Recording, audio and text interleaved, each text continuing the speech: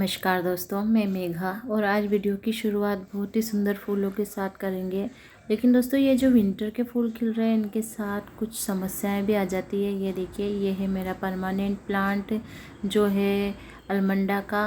और ये देखिए, ये किस तरह से ख़राब हो चुका है। तो ये प्लांट इतने सारे हो जाते हैं तो हमें कभी कभी ऐसा हो जाता है कि हम ध्यान ही नहीं दे पाते हैं। इसमें दोस्तों फंगस लग गया है, इनकी जड़ों में फंगस लगने की वजह से प्लांट ऊपर से पूरा ख़राब हो गया है। तो हम इसे बचाने की पूरी कोशिश करेंगे और इसके लिए मैं क्या क्या करती हूँ और आपने देखा ही है कि मेरे प्लांट हमेशा मैं बचा ही लेती हूँ। तो चलिए दोस्तों, हम शुरुआत करते हैं कि क्या करना है।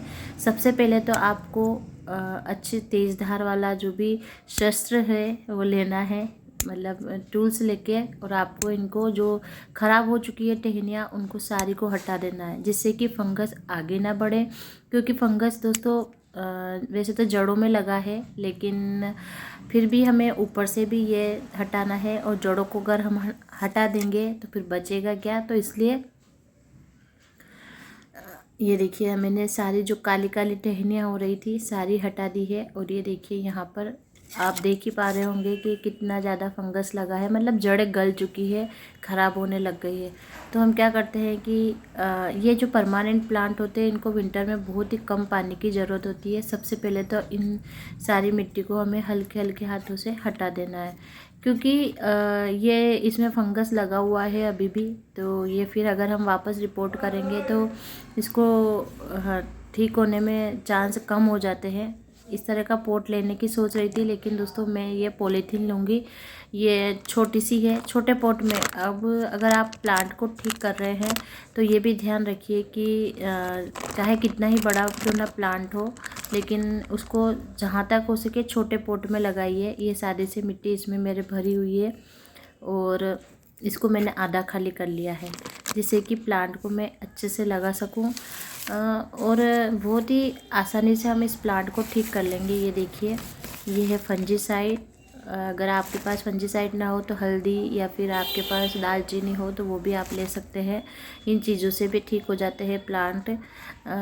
तो हम क्या करेंगे, बहुत से तो इसको डिप करने की बोलते हैं। मैं क्या कर रही हूँ कि ये सारी जो जड़ें हैं फंजीसाइड से जैसे पाउडर के रूप में है ये, तो उसमें छिड़क दूंगी। बहुत ज़रूरी होता है, जिससे सारा फंगस ख़राब हो जाता है। और मैंने इससे कई तरह से कई बार प्लांट ठीक किए हैं, क्योंकि दोस्तों गार्डन में कौन सा प्लांट ख़राब हो रहा है हमें शुरुआत में पता ही नहीं चलता है। तो जब धीरे धीरे वो ख़राब होने लग जाता है, टहनियाँ काली होने लग जाती है, तब पता चलता है। ये है एप्सम सॉल्ट, जो हमारी जो जड़ें हैं जो कुछ नई आ रही है और जो कुछ नई निकलेगी और नई जड़ें बनाने में वो हमारे काम आएगा।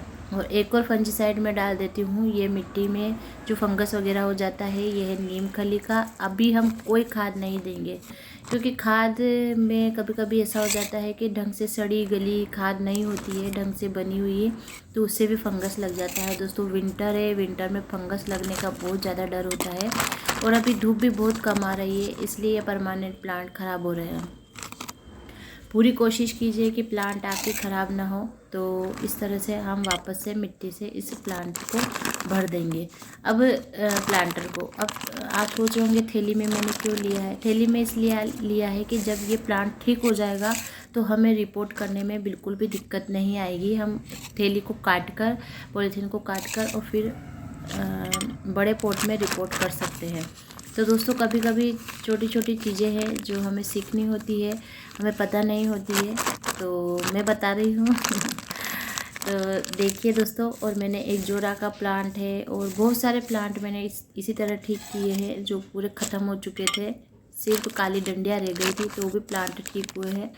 तो दोस्तों आप बेहद आसानी से इस तरह से अपने प्लांट को ठीक कर सकते हैं। अगर आपके पास कुछ भी नहीं है तो सिर्फ आप हल्दी पाउडर या फिर गरम मसाले से भी दोस्तों बहुत आसानी से प्लांट ठीक हो जाते हैं। तो धन्यवाद दोस्तों।